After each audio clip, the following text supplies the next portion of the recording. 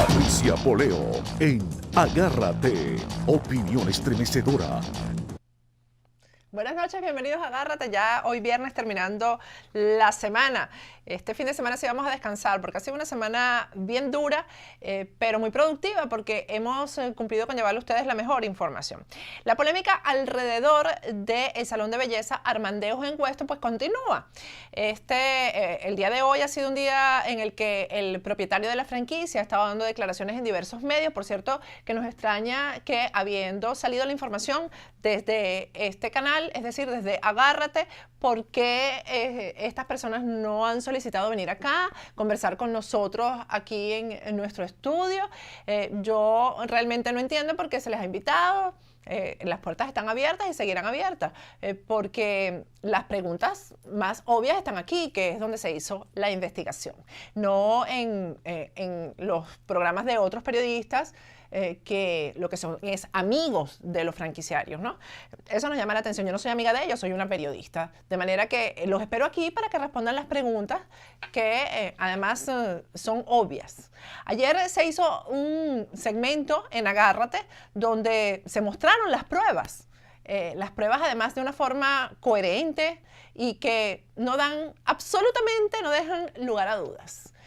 De manera que lo que voy a tocar el día de hoy tiene que ver con la consecuencia que este programa de ayer ha traído, ¿no? Fíjense, primero, además los invito a que a quienes no lo vieron, nos visiten en nuestra página web que es www.factoresdepoder.com, en mi página de Facebook, Patricia Poleo Oficial, o en mi canal de YouTube, que es Patricia Poleo Oficial, para que ustedes revisen de arriba abajo el programa. Porque ahí hice mención a una periodista venezolana porque tiene relación con la investigación que se hizo y que ayer se difundió. Se trata de Gladys Rodríguez. Yo quiero que ustedes vean la parte del programa en el que yo hice mención de Gladys Rodríguez y presten atención sobre todo las palabras que utilicé para expresarme de ella. Una periodista muy prestigiosa, Gladys Rodríguez, publicó en sus redes sociales lo siguiente. Ahí está Gladys Rodríguez, la fotografía en Armandeus Weston. Y ella dice, Gladys Rodríguez, el consentimiento es total en Salón Armandeus acá en Weston. Gracias a Yolanda Sapiaín. Eso lo dice Gladys Rodríguez, una periodista venezolana, pues yo diría bien reconocida. Una prestigiosa periodista bien reconocida. Esas fueron las expresiones mías con respecto a Gladys Rodríguez. Ella mencionó en sus redes sociales a Yolanda Sapiaín, que es la persona que yo he señalado de haber adquirido y estar frente a la franquicia de Armandeus en Weston. Ella y su esposo, Cristian Quijada, ambos ex fiscales del Ministerio Público venezolano, ambos perseguidores de opositores en Venezuela, ambos violadores de derechos humanos que han venido aquí al sur de la Florida a intentar meterse en un negocio, pero además, después de que se les negó la visa L1, están intentando que les den un asilo político. Esa es la denuncia que se ha hecho aquí con pruebas, además. Bueno, resulta que una seguidora de Agárrate, o dos seguidoras de Agárrate, una de ellas, Eloísa Martínez, le escribió en su cuenta de Twitter a Gladys Rodríguez de la siguiente manera. Vamos a ver la lámina. Le escribe: parece mentira que siendo tú una defensora de la libertad de opinión, apoyas a corruptos como Yolanda Sapiaín y el marido. Y Gladys Rodríguez le responde a Eloísa Martínez: parece mentira que usted crea las historias de la Poleo. La Poleo soy yo y las historias fueron las que ustedes han visto durante toda esta semana con pruebas. Esas son historias según la colega Gladys Rodríguez. Hay otra seguidora de Agárrate, Lenit de Ferro, que le dice lo siguiente: no puedo creer que tú apoyes a los refugiados chavistas y Miami. Agárrate de hoy, 21, qué tristeza, piensa en Venezuela, vale, se refiere al programa de ayer también. Y Gladys Rodríguez le dice: no entendí, explíquese mejor.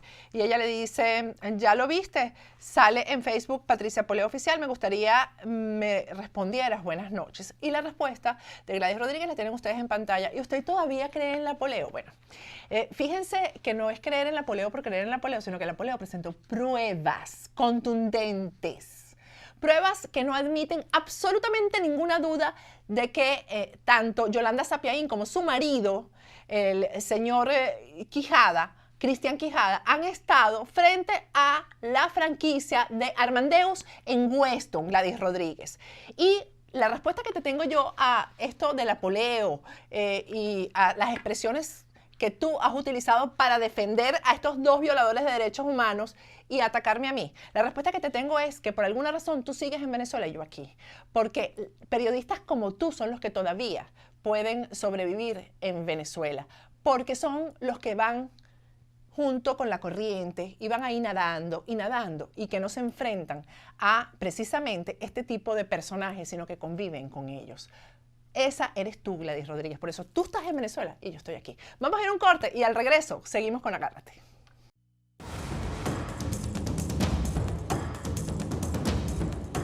Agárrate con Patricia Poleo.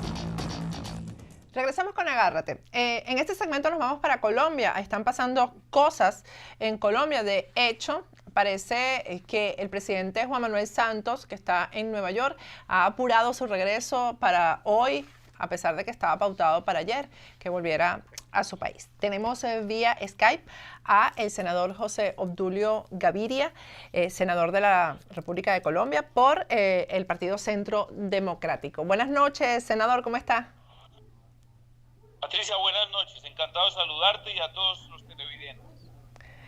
Bueno, creo que lo tenemos es vía telefónica. Estamos vía Skype. Skype, ahora sí. Es que no lo veía, ahora sí lo veo, senador. ¿Cómo está? Buenas noches. Muy bien. Muy bien, muchísimas gracias. Encantado de saludarte, igualmente a toda la audiencia. Igualmente. Senador, lo primero que quiero preguntarle a nivel general es cómo está Colombia, ¿no? Porque el hecho de que el presidente Juan Manuel Santos esté apurando su regreso a Colombia, hasta aquí en Nueva York, significa algo, porque además parece que va a renovar todo el gabinete y hay una situación complicada ahí precisamente con su equipo de gobierno. Patricia, tú sabes que un mal gobierno impregna todo. Y al contrario, un buen gobierno genera entusiasmo, optimismo, autoestima. Todo eso lo hemos perdido en Colombia desde el 2010 cuando ascendió al poder Juan Manuel Santos. ¿Qué es exactamente lo que está pasando? Porque las acusaciones cada día suben más de tono contra el presidente Juan Manuel Santos, ¿no? Bueno, yo siempre he dicho que esas relaciones peligrosas con la FARC pues no son, no eran el camino que traía Colombia con Uribe al frente, ¿no? Esto se desvió ya hace tiempo y ya las acusaciones ahora son de complicidad de Juan Manuel Santos, por ejemplo, con el lavado de activos de la FARC, que se dice que son muchos millones de dólares, ¿no? Sí, es que eso puede ocurrir por activa o por pasiva, pero termina habiendo una complicidad y termina habiendo además una alianza. Nosotros estábamos combatiendo a las FARC como una organización terrorista con muy buenos resultados y Colombia aspiraba a que el gobierno del presidente Santos culminara la tarea. Era una tarea que además era un mandato presidencial. Pues bien, él lo abandonó, entró en una política de negociación, no de una política de negociación para el sometimiento de las FARC al Estado colombiano y a la ley, no, para cogobernar. Imagínate que ya los acuerdos incorporan cosas absurdas como esta, que el presidente Santos vaya a las Naciones Unidas y diga que su futuro ayudante, aliado, que su futuro casi que asesor y comisionado para la lucha contra la droga son las FARC. Y te debo recordar lo siguiente, Patricia, las FARC todas, 52 de sus miembros de la cúpula, algunos de ellos ya muertos, como por ejemplo Reyes, Tiro Fijo, Jojoy, está pedida en extradición por los Estados Unidos, pero no por un capricho. Está pedida porque un tribunal de Manhattan, en el año 2006, de Columbia más bien, en el año 2006, determinó que había pruebas suficientes para sindicar a la cúpula de las FARC como el mayor cartel de cocaína del mundo. Calculó ese tribunal con informes de la DEA, con informes científicos, inclusive de satélite, que las FARC controlaban el 70% del mercado mundial de la droga, de la coca. Nosotros teníamos, cuando terminó el gobierno del presidente Uribe, unas 60.000 hectáreas sembradas en coca, producto de una lucha enérgica en colaboración con los Estados Unidos, sobre todo en el tema de fumigación, y habíamos bajado entonces de unas 160, 170 mil hectáreas. La Casa Blanca hace 15 días certificó que otra vez en Colombia, de acuerdo, Patricia, a mediciones del año 2014, mayo de 2014, ponle mucha atención a este dato, estábamos en 159 mil hectáreas. Yo te anticipo que en mayo del 2015 debemos haber aumentado a unas 200 mil hectáreas.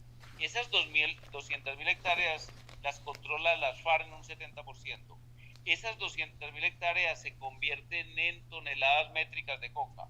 Y esas toneladas métricas de coca se convierten en fajos de billetes, como los que hemos visto en las películas norteamericanas. Y esos fajos de billetes alimentan a las FARC como organización terrorista y ahora, según Santos, como organización política. Eso es inaceptable. Por eso Colombia está prácticamente en una posición de resistencia, de desobediencia a las acciones políticas del presidente Juan Manuel Santos.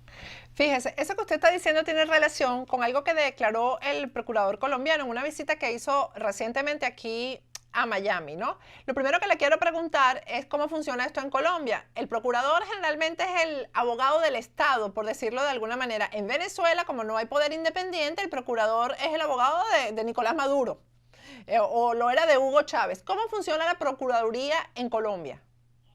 Así es. La Procuraduría General de la Nación es la representante del pueblo, inclusive es el representante legal, el procurador de la nación colombiana. Y además se considera como un organismo de control y como ministerio público. Por ejemplo, en un juicio penal puede participar ayudando a que se oriente de una manera legal el procedimiento. Entonces el Procurador General de la Nación, el doctor Ordóñez, es un hombre independiente en primer lugar, se ha mantenido libre y ha resistido a todas las presiones del presidente Santos, hasta el punto de que hoy está intentando Santos, a través de un procedimiento muy parecido a los que hace el chavismo en Venezuela en el Tribunal Superior de Justicia, una destitución del doctor Ordóñez por la vía de la nulidad de su elección. Él ha sido tal vez la persona que más seriamente ha expresado con el presidente Álvaro Uribe Vélez la resistencia a las políticas de claudicación del Estado colombiano frente a las FARC. Él prácticamente acusó aquí en Miami, bueno, prácticamente no, lo acusó directamente a Juan Manuel Santos de proteger los cultivos de la FARC y que por eso han aumentado, precisamente lo que usted está diciendo, ¿no? Es una acusación bien grave en territorio norteamericano.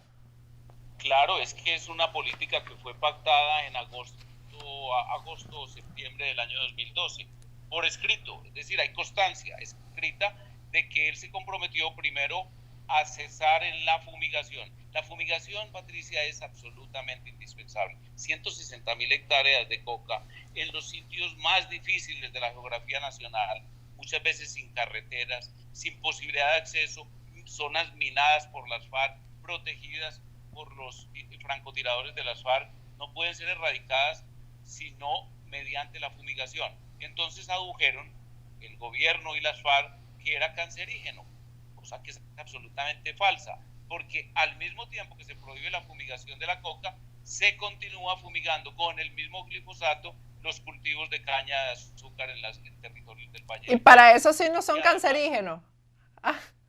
Para los cultivos de caña no hay cáncer.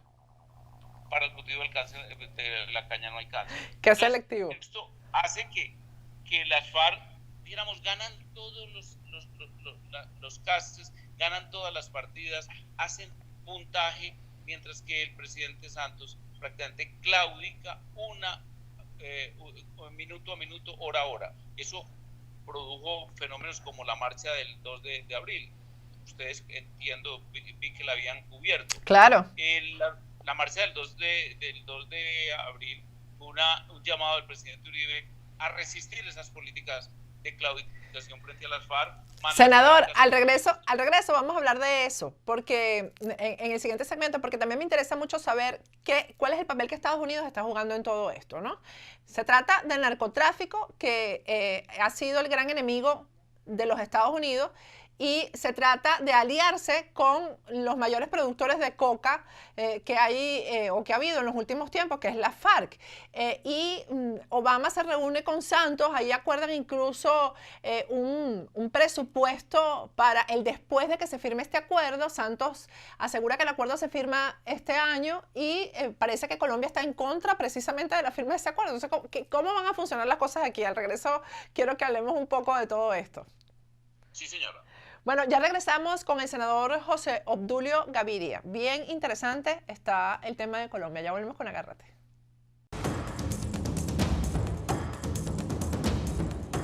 Agárrate con Patricia Poleo.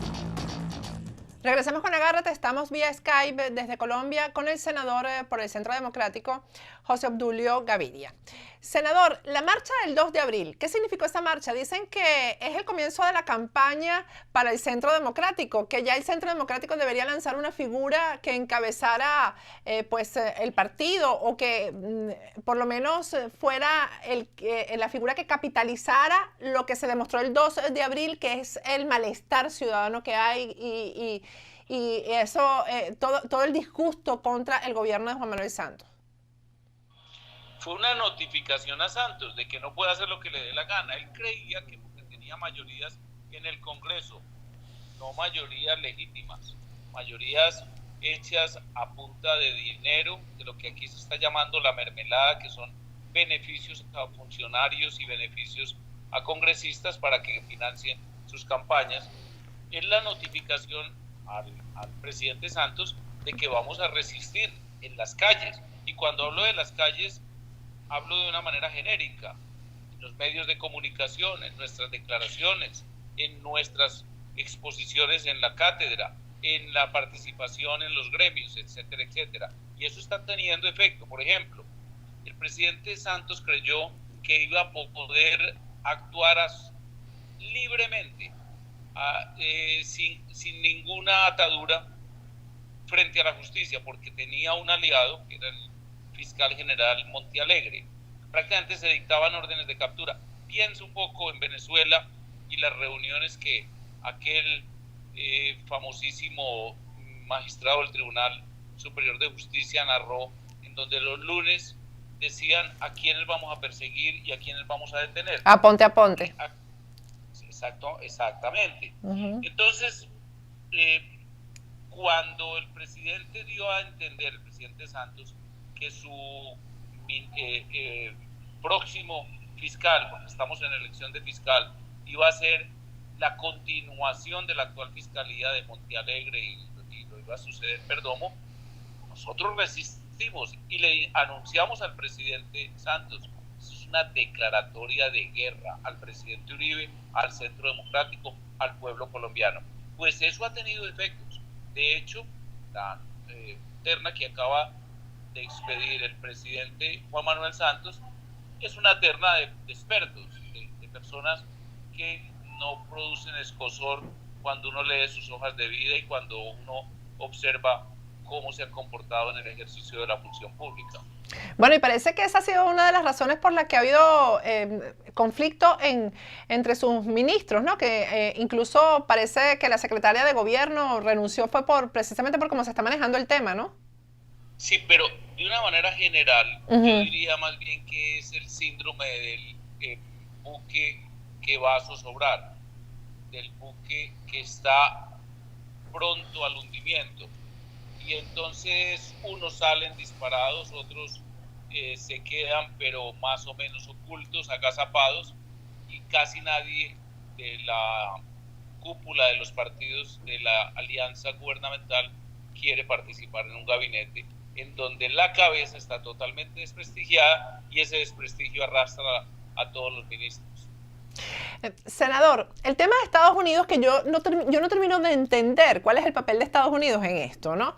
Porque se está haciendo, o se le está dando, pues, digamos, una carta de buena conducta a unos señores que han hecho del tráfico de droga el gran negocio, que han extorsionado, que han secuestrado, que han asesinado y se les está lavando la cara con todo esto. Ellos son los que ponen las condiciones además, ¿no? Y eso es lo que en estas conversaciones que se han dado en La Habana. Y Estados Unidos pues ya ha pactado, se ha sentado con Juan Manuel Santos incluso para darle un aporte a Colombia parecido a lo del Plan Colombia, pero para que se llamaría Plan Paz o una cosa de esas para después de la firma. Paz Colombia. Paz Colombia. Entonces, ¿cuál es el papel de Estados Unidos en esto? Patricia, nada en la política es blanco y negro, nada es sí o no definitivo, nada es susceptible o absolutamente imposible de modificar. En la política norteamericana hay que considerar primero que hay un gobierno y hay un Congreso y hay una justicia. Allá sí hay división de poderes, la que no vivimos en Venezuela y en Colombia. Entonces, en un Estado democrático como el norteamericano es factible que se expresen tres tendencias tan diferentes, o cuatro más bien incluso. La primera tendencia, curiosamente, que existe en los Estados Unidos y que la representa un señor Jim McGovern, es una corriente totalmente adscrita y simpatizante a las FARC. Lo puedes observar en Google. En Google vas a encontrar incluso fotografías de esa persona nefasta, la señora Piedad Córdoba, ex senadora de Colombia, y Jim McGovern, socios políticos con otro señor que nosotros denominamos el senador de las FARC, de apellido Cepeda. En segundo lugar, hay una corriente que es proclive a todo el lenguaje pro-FARC, es decir, a justificar a las FARC porque los hechos los obligaron, los llevaron a tener que rebelarse. Esa corriente la representó en la campaña del presidente Obama un señor Dan Restrepo, de origen colombiano. Y esa política tuvo mucho efecto en la definición de las políticas frente a Colombia. La tercera es una de no importarle mayor cosa a los temas colombianos, que la representaría, creo yo, un poco la señora Hillary Clinton, pero que cuando se le pone de presente cuál es el problema, pues reacciona, porque estamos hablando de droga y estamos hablando de que hay decisiones de la justicia norteamericana, primero en la definición de las FARC como organización terrorista y segundo en la definición de la justicia norteamericana como el mayor cartel de las drogas del mundo. Y la cuarta política, que está representada en la mayoría republicana, por ejemplo en el ex candidato presidencial Romero, que conoce muy bien el tema colombiano, que acompaña nuestras políticas y que le se ha hecho eco del discurso del presidente Álvaro Uribe, que fue muy exitosamente recibido hace unos 15 días en los Estados Unidos y este lunes pasado, o fin de semana pasado, tanto en Harvard como en Miami. ¿Ustedes preferirían que el resultado de las elecciones aquí en Estados Unidos fuera cuál frente a todos esos escenarios?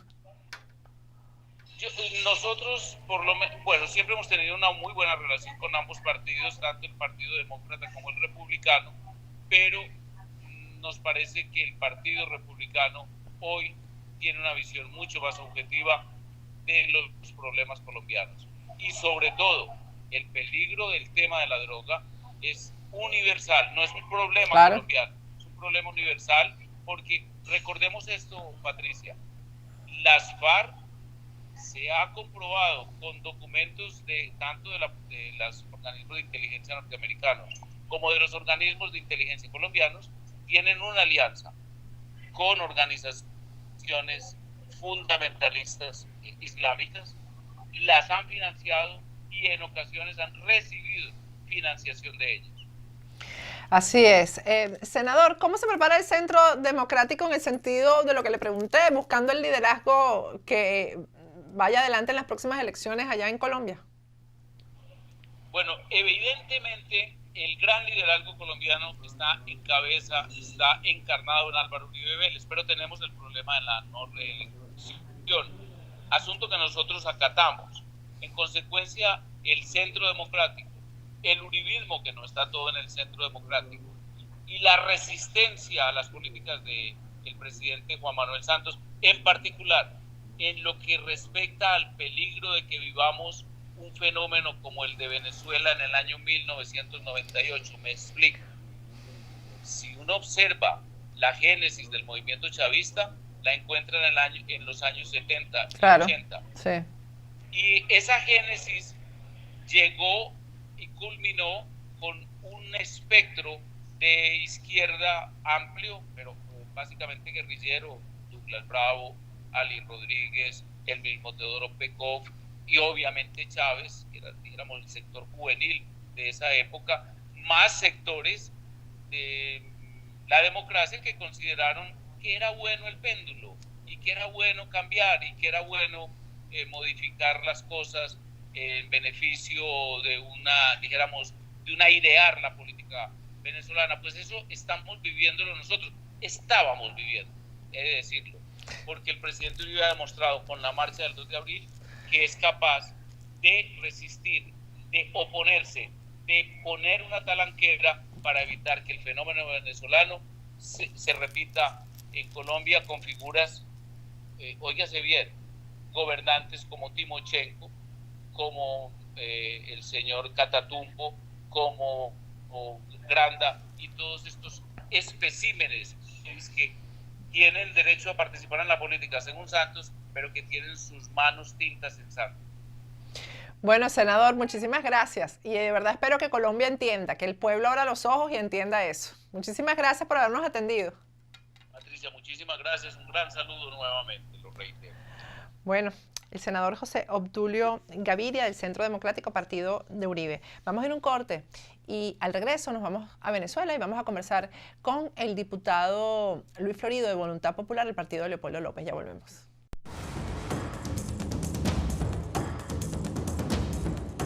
Agárrate con Patricia Poleo.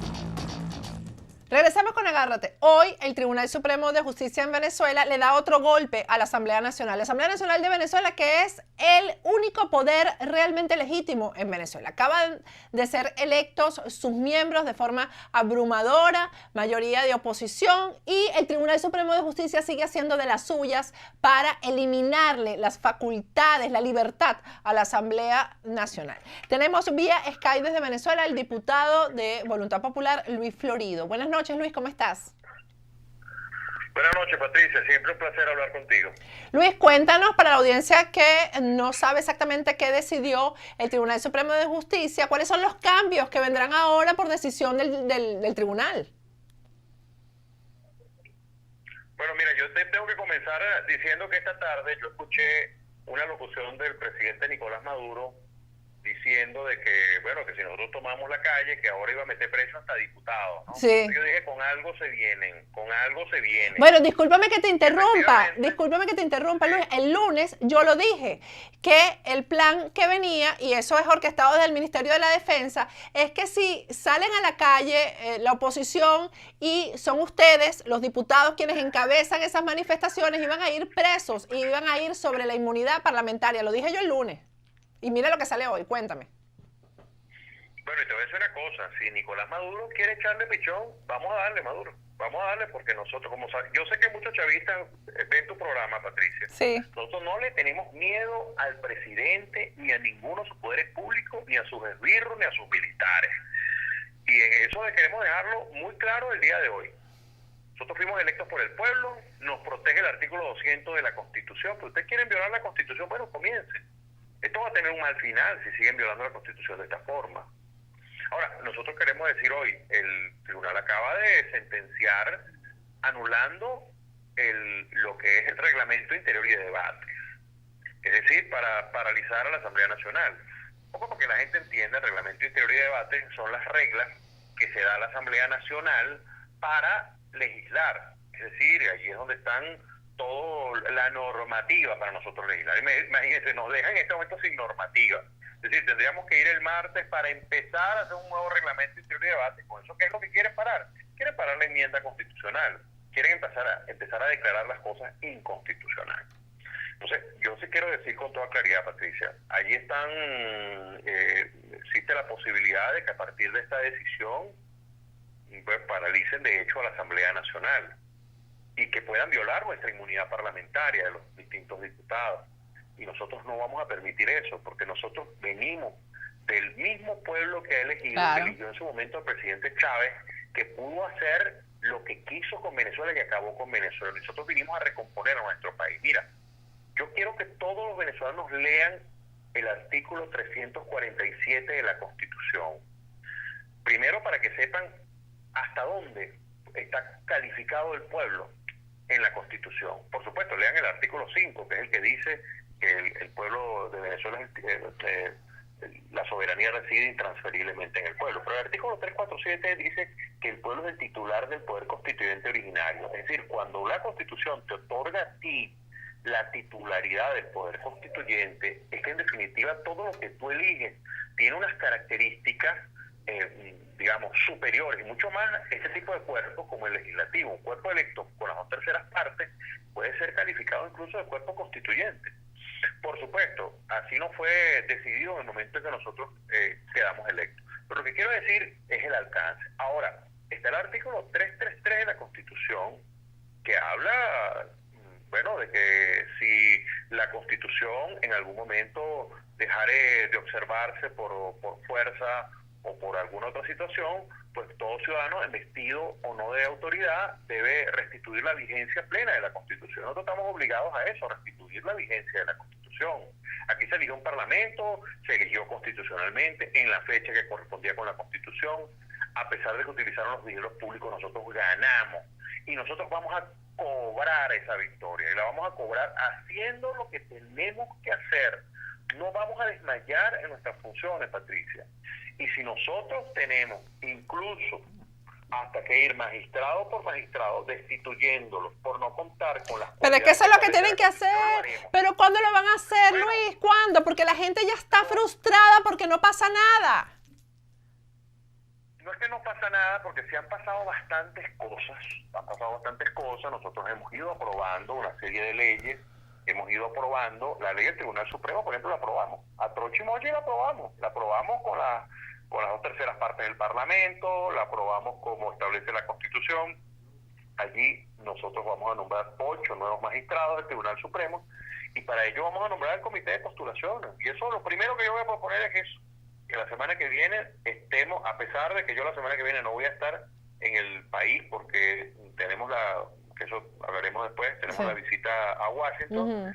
Nosotros tenemos que nombrar ya el comité de postulaciones para nombrar los nuevos magistrados del Tribunal Supremo, y tenemos que nombrar ya, por otra parte, el comité de postulaciones para nombrar los nuevos rectores del Consejo Nacional Electoral. Hay que recordar que los actuales rectores fueron nombrados temporalmente por la Sala Constitucional del Tribunal Supremo, y eso le corresponde, una potestad que le corresponde a el Parlamento venezolano. En definitiva, el Parlamento venezolano, aquí se rompió el hilo constitucional en Venezuela. Ese es el tema de fondo. Claro. Hay que restituir el hilo constitucional. Ese es el tema de fondo, y creo que más allá de eso no deberíamos hablar más nada. Si se rompió el hilo, hay que restituirlo. ¿Cómo se restituye? ¿Cómo se restituye? Bueno, se restituye con el pueblo en la calle en primer lugar. El pueblo en la calle rescatando lo que fue su victoria y rescatando lo que está establecido en la Constitución para el pueblo. El pueblo es el título. Si la soberanía reside intransferiblemente en el pueblo no la transfiere, el pueblo la delega, pero no la transfiere, pues entonces el pueblo tiene que rescatar su soberanía. Mira, Y Luis, pero... tenemos que hacer lo que tengamos que hacer para que el gobierno salga. Mira, todavía tenemos artículos de la Constitución. Nosotros, por ejemplo, podemos acoger la propuesta de Enrique Aristigueta Granco, y podemos declarar la vacante absoluta del cargo de Nicolás Maduro. Perfectamente podemos hacerlo, estamos en uso de nuestras facultades. Y nosotros también podemos perfectamente declararnos en el artículo 350 de la Constitución. Es decir, nosotros vamos a dar la batalla, Patricia. Pero hay acuerdos en eso, Luis, porque... De manera pacífica. Pero hay acuerdos, porque hay acuerdos en eso, en que hay que dar la batalla, como tú lo estás diciendo, que eso es lo que quiere la gente, además. Para eso los eligió a ustedes. Mira, pero bueno, hay acuerdos entre ustedes para eso. Fíjate, esta mañana se hizo una convocatoria a la calle. Y se hizo una convocatoria a la calle con todos los factores políticos allí. Con todos. Es decir, tú sabes que Voluntad Popular no es que somos adictos a la calle, porque nosotros somos una organización política que cree que nadie nos va a regalar nada, que aquí todos tenemos que irlo conquistando. cuando se colocó la fecha de la elección de Asamblea Nacional, fue con la huelga de hambre que hizo Leopoldo López y un importante grupo de ciudadanos en el país, de estudiantes. Bueno, aquí todas las cosas hemos tenido que irlas peleando. Claro. Cada vez que hay calle, hay algún resultado. Entonces, nosotros a través de la calle tenemos que recuperar la vigencia plena de la Constitución, que no hay otra. Si hay alguna alternativa, si a alguien se le ocurre una mejor idea, pronto estamos abiertos, porque nosotros somos tan ciudadanos como el ciudadano de a pie. Lo que ocurre es que somos ciudadanos de a pie, investidos de autoridad por el pueblo. Bueno, tú sabes que yo, Estamos Luis, dispuestos a hacer lo que tengamos que claro, hacer. yo soy una militante del tema de la calle. O sea, yo creo que bueno, y ahorita acabo de hacerle una entrevista al senador Gaviria, del Centro Democrático de Colombia, y bueno, y él hablaba de la marcha que se hizo el 2 de abril, que fue contundente en Colombia, porque es la calle la única que decide, es la calle la única que impone lo que es la salida a una crisis. Pasó en Brasil, ha pasado en Argentina, ha pasado en todos los escenarios. Pero yo sé que hay un sector de la oposición que no quiere calle y que está tratando de evitarla como de lugar, que es Primero Justicia, para hablar claro. Porque aquí se han hecho varios programas esta semana donde hay personas que han ido denunciando ese tema. Fíjate, tanto miedo le tiene a la calle el gobierno que hoy abortaron el tema de que se va a racionar la luz en la Gran Caracas, porque saben que eso puede ser un factor que saque a la gente a la calle, la oscuridad. ¿En qué momento realmente ustedes se van a poner de acuerdo para esto? Porque definitivamente es la única salida, Luis. Bueno, pero Patricia, fíjate esto, hoy hubo una convocatoria que se hizo con todos los partidos, incluido Primero Justicia. De Primero Justicia tuvo Juan Requesén y Tomás Juanipa. Ellos convocaron a la calle para este miércoles, que es cuando vamos a ir al CNE para que entreguen la planilla. Es decir, y fíjate lo siguiente, si a nosotros nos entregan la planilla del revocatorio, si a nosotros nos dicen, es decir, que queremos un acuerdo político para que las elecciones sean en diciembre, nosotros hemos estado, incluso con los mismos diputados del oficialismo, hemos estado abiertos a escuchar qué es lo que ellos quieren, pero lo que no pueden evitar es que nosotros saquemos a Nicolás Maduro del poder, porque la Constitución no nos permite. Si no nos permitiera, entonces bueno, llámenos golpistas o díganos cualquier cosa, pero la Constitución no lo permite. Mientras lo permite, nosotros vamos a hacer uso de ese derecho constitucional, chicas. Entonces, el gobierno, ¿qué es lo que está haciendo? Está tratando de bloquear las vías institucionales y entonces nos está llevando a que los venezolanos asumamos restituir la vigencia plena de la Constitución. Y si nosotros tenemos que declararnos en 350, nos declaramos, Patricia, no tenemos ningún problema. Nosotros siempre lo dijimos, la última carta que nos vamos a jugar es el 350 de la Constitución. Esa carta, con esta decisión del día de hoy, se va acercando. Todavía tenemos algún margen de maniobra allí, pero mientras más se acerque, pues entonces nosotros tendremos que ir a un mecanismo donde saquemos al gobierno. Acabamos de aprobar la enmienda en primera discusión. Fíjate lo grave de esto.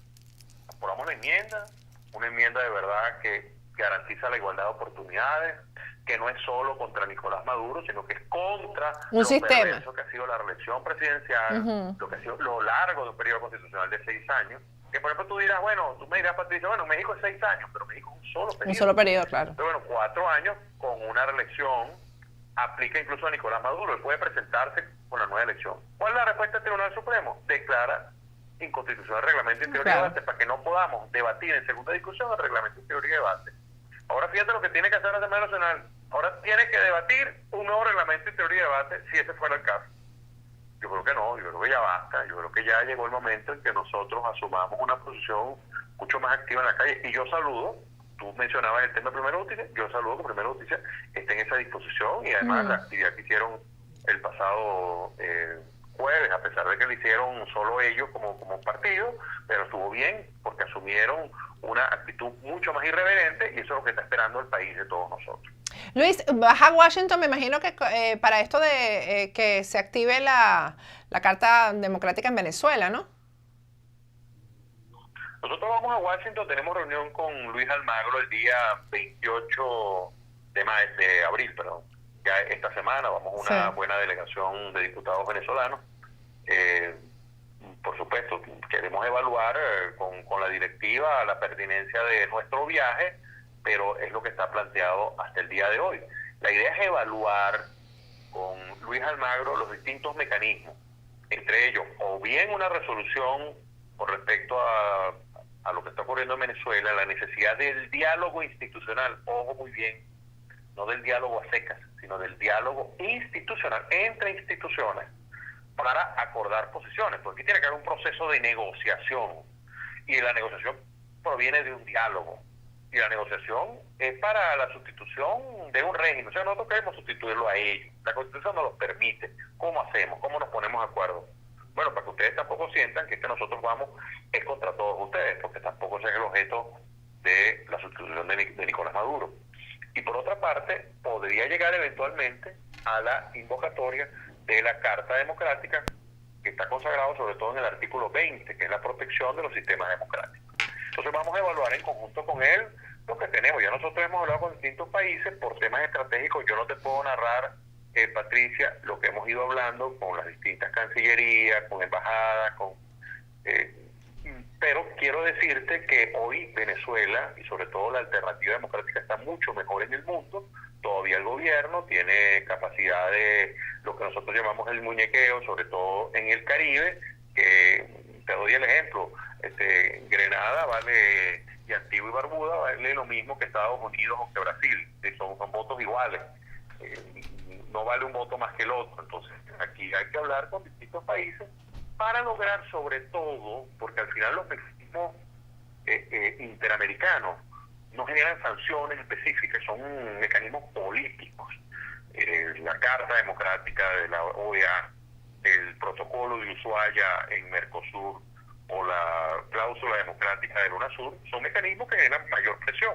Hay que recordar que el presidente Chávez le dedicó gran parte de los dineros de nuestro petróleo a lo que fue el lobby internacional petrolero. Así es. Y es por ello que tampoco es que es tan fácil que tú reviertes la cantidad de votos que se deberían en el tiempo, sobre todo que tiene esta Asamblea Nacional. Pero hemos avanzado muchísimo y puedo decir hoy que hay vientos de cambio en la América Latina. Bueno, así es, eso se está viendo. Gracias, Luis. Y si pasas por Miami, te esperamos aquí en Agárrate, en el estudio. No voy a pasar, Patricia, pero tú sabes que siempre pendiente. Yo sé que sí. El día que estuve, tú estabas, imagino que te tomaste un día de descanso, Sí. que bien merecido lo tienes. Estaba afuera. Pero bueno, aquí siempre estamos a la orden. Muchísimas gracias, Luis, por habernos atendido. Un gran abrazo, Patricia. Bueno, vamos a esperar. La cosa como que se pone candela en Venezuela. Vamos a ir a un corte y al regreso vamos a tener a una escritora que habla de ángeles, pero también los tips interesantísimos, importantísimos de nuestro teacher Andy Salandi. Ya volvemos con Agárrate.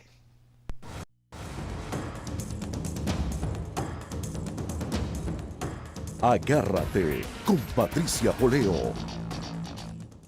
Regresamos con Agárrate y hoy vamos a presentar el primer micro de nuestro teacher Andy Salandi, los tips de Andy Salandi.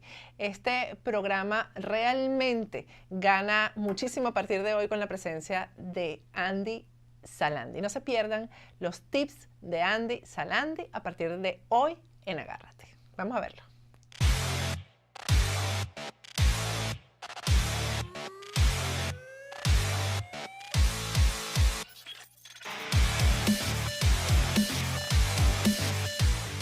Hola, bienvenidos a Salandi's Tip. Para mí realmente es un placer tener la posibilidad de compartir con ustedes y con toda nuestra comunidad en Latinoamérica la importancia de la comunicación, la importancia de cómo ser nosotros mejores comunicadores, pero sobre todas las cosas, el gran miedo que las personas tienen a hablar en público. Si podemos estudiar un poco el tema de cómo ser un comunicador y cómo trabajar hablar en público, tendríamos que ir a muchísimos años atrás y hacer un análisis completo de lo que es ser un orador o ser un comunicador. Para no convertir esto en una clase de historia, le quiero decir que está científicamente comprobado que el mayor miedo que tenemos nosotros los seres humanos es tener la posibilidad o la oportunidad de poder comunicarnos y hablar al frente del público. A ver, si ustedes se ponen a estudiar muchas veces, podemos ver personas que están siendo comunicativas con nosotros, pero hay elementos de su comunicación que no nos agrada, que no nos convence. Mi tarea al día de hoy es mostrarles a ustedes cómo podemos nosotros ser un mejor comunicador. Tip número 1. Es muy importante estudiar muy bien la cultura a la que usted le va a hablar. Si usted va a hablar en los Estados Unidos, debe tomar su tiempo para estudiar su cultura, cómo es la persona americana, cómo es la cultura americana. Si usted decide ir al Medio Oriente, también tiene que estudiar cuál es la cultura que hay. Una recomendación que siempre doy es ir a un centro comercial, sentarse, ver, estudiar y anotar cómo comporta la persona en su vida diaria. Mi otra recomendación es cómo utilizamos nuestro rostro. Muchas veces, lo que decimos nosotros no tiene nada que ver con la expresión que nuestro rostro tiene. Por ejemplo, si yo les quiero decir, estoy muy contento el día de hoy de verlos acá, creo que ustedes no van a estar convencidos de que ese es el mensaje. Pero si por el contrario, mi expresión va mucho más allá de eso y digo, estoy muy contento de tener la posibilidad de verlos a ustedes aquí, considero que ustedes van a saber que mi mensaje es real y tangible para usted y para cualquier persona que nos está viendo. Vamos a estudiar ahora el tema del contacto visual. Es un tema que muchas veces muchas personas no saben trabajar. El contacto visual es la herramienta que tiene usted y cualquier persona para poder conectar el mensaje que usted desea tener. ¿Cómo logramos hacer el contacto visual? Muchas veces tenemos ese miedo o ese pánico de cómo ver y a quién ver. Debemos entender que el mejor ejercicio para nosotros poder hacer un buen contacto visual es empezar con nosotros mismos y lo hacemos con un espejo. El vernos ayuda a entender de qué manera yo hago mi contacto visual y en qué momento llega a ser agradable. Espero que de verdad estos tips les hayan servido y podamos crecer como comunicadores, como oradores y que los latinoamericanos podamos ser el ejemplo que nuestro continente necesita en cualquier parte del mundo. En conclusión, es muy importante estudiar bien los elementos que acabo de explicar para poder ser un buen orador y un buen comunicador. Hablar en público es un arte que puede cambiar su vida, es un arte que puede mejorar su profesión. Nos vemos en una próxima entrega.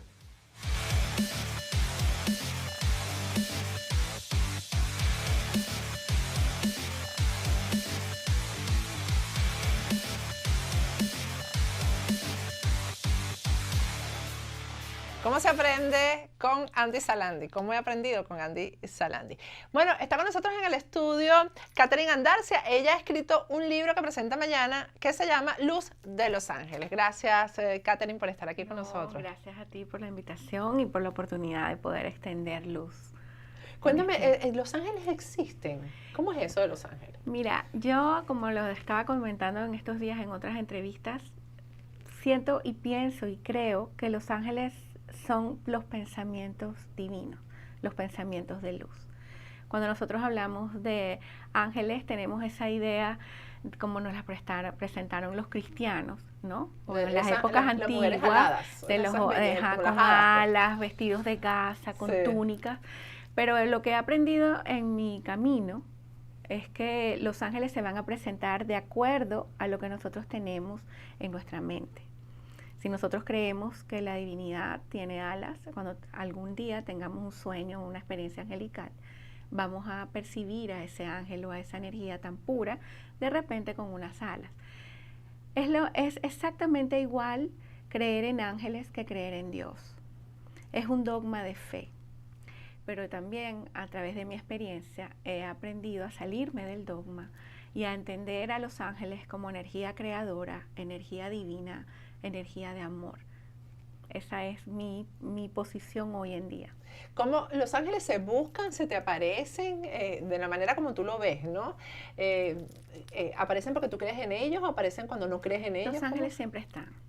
Es una energía solamente que aparece imperceptible a nuestros sentidos humanos, porque nosotros lamentablemente creemos que somos seres limitados, que estamos en un cuerpo y nos acostumbramos a pensar de una manera lógica, a tener respuestas inmediatas, a reaccionar, a vivir en la inmediatez y sin darnos cuenta que hay todo un universo sutil. Nosotros utilizamos, de nuestro cerebro no utilizamos toda su capacidad y tenemos percepción, intuición y la interpretación que le damos a las cosas en la vida, ¿no?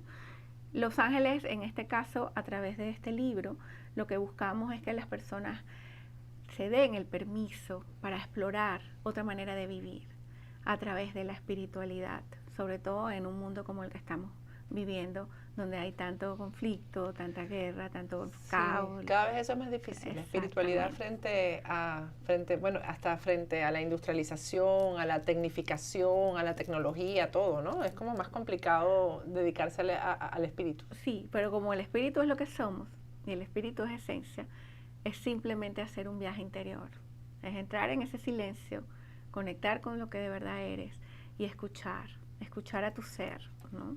Esa es la... Catherine, pero además ¿cuál es la preparación que tú tienes para hablar de estos temas? Bueno, ¿Cuál es tu background? Mi background es que en el mundo sutil tuve revelaciones desde muy pequeña de los ángeles. Ahora, en el plano físico, yo soy abogada, soy criminóloga. Eres criminóloga, que yo creo que es una carrera como donde se ven cosas muy duras y Sí. muy difíciles de llevar, ¿no? Ajá, eso es hipnoterapeuta, soy coach, pero te puedo decir que de todo lo que he estudiado, lo que realmente practico en mis sesiones y en mis terapias es lo que yo directamente recibo. Porque tienes un don percibo. especial entonces, ¿no? A mí me gusta decir que todos tenemos ese regalo. Todos podemos percibir más allá de los sentidos, solamente que unos lo tenemos más despiertos que otros. La mayoría los tiene dormidos. Mira, háblame un poquito, porque se lo vi en tu currículum, de Almanova Center. ¿A qué se dedica Almanova? Almanova se dedica a transmitir mensajes de luz para elevación de la conciencia, para que las personas tengan un espacio donde meditar, donde recibir sanaciones y terapias holísticas. Nosotros hacemos jornadas de sanación con un grupo hermoso que tengo de mujeres maravillosas que están dedicadas al servicio. Damos clases del curso de milagros y tenemos proyectos de seguir llevando esas clases y esos materiales, los manuales, los libros, hacer como una escuela donde podamos tener, vamos a decir, cuadrilla de ángeles en la tierra, donde podamos, así como la Cruz Roja va a situaciones de crisis, haya estas personas que puedan ayudar a alguien en un momento de crisis, porque no necesariamente la crisis es una guerra. La crisis puede estar en tu casa cuando tienes un problema, cuando pierdes a un familiar, cuando eres víctima de maltrato, cuando te han abandonado. Entramos en muchas crisis que no sabemos cómo manejar y desde el punto de vista holístico hay mucho más allá del pensamiento y de la emoción. Ahí está un campo energético que también influye muchísimo en nuestra vida. Y que yo me imagino que tú lo manejas para curar el alma, ¿no? Porque así es. Mañana se presenta el libro, creo que en Books and Books, ¿no? En Books and Books de Coral Gables, a las 6:30 de la tarde. 6:30 de la tarde en Books and Books de Coral Gables, Luz de Los Ángeles. Ya tú me dijiste qué buscas tú con este libro. Cuando te sentaste a escribirlo, ¿qué pensaste en ese momento? ¿A quién va a ayudar este libro? Este libro va a ayudar a todas las personas que quieren encontrar respuestas a ese mundo sutil, que tienen una conexión angélica y no saben por dónde comenzar, porque este es una primera guía, aproximación. Es un manual, perdón. Es un compendio completo, desde la parte teológica hasta cómo te puedes sentar a orar o a invocar una energía angelical, que no es más que la energía divina, igual como lo hacen los budistas, lo hacen los judíos, lo hacen los cristianos, solamente que aquí no hay una religión, sino que es una práctica, tú puedes seguir utilizando cualquiera, siguiendo tu doctrina, solamente que aquí te invitamos al silencio y a conectar con esos pensamientos de luz, que ya están en ti, porque en esencia, los seres humanos somos amor y lo que buscamos en la vida realmente es amor. Incluso el recluso y incluso el delincuente que creemos que ha hecho mal, realmente lo que tiene es un gran dolor, una gran falta de amor y muchas otras cosas que están en su mente y en su corazón, ¿no? Entonces, bueno, muchísima suerte y muchísimas gracias, Catherine. No, gracias a ti. Y mucha suerte mañana en Books and Books. ¿A qué hora? A las 6:30. 6:30, Coral Gables, Books and Books. Ahí van a poder ustedes también adquirir el libro, me imagino. Está en Amazon, claro. ¿verdad? Está en Amazon, en Barnes & Noble, en Books and Books y en mi página web. Gracias, No, a ti. Catherine. Bueno, yo me despido además con llena aquí de ángeles. Me despido hasta el lunes. Vamos a descansar este fin de semana. ¿Y ustedes vieron este programa el día de hoy? Las cosas que se avecinan en Venezuela. ¿Llegarán los ángeles a Venezuela algún día, Catherine? Depende Ah. de la conciencia de los venezolanos. O sea, depende, exactamente, todo depende de nosotros. Muchísimas gracias por habernos recibido en sus casas durante toda esta semana que hemos tenido tanta...